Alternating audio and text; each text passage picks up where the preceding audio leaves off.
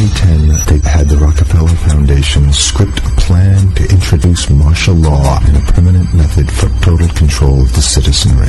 In this plan that they disguised as an academic scenario, as they called it, the method they would use to gain complete prison-like control of the entire population was to infect them with a devastating biological pandemic, and then, under the guise of protecting us from this threat, they would be free to implement their final solution, a prison state. It's called Lockstep, a world of tighter, top-down government control and more authoritarian leadership, with limited innovation and growing citizen pushback. In 2012, the pandemic that the world had been anticipating for years finally hit.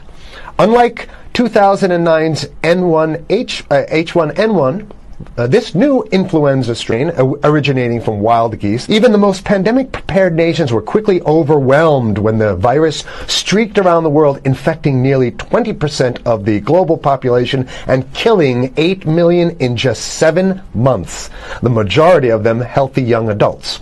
The pandemic also had a deadly effect on economies. You can see the agenda. Just naked, raw, naked control agenda written down, and it's anybody's guess how this becomes effectuated in real life. So whether this is written specifically as marching orders, or whether people take it upon themselves in the intelligence networks to say, okay, well, this has been produced, so this is the plan here. But these narratives have to be written in advance. Okay, the pandemic also had a deadly effect on economics. International mobility of both people and goods screeched to a halt.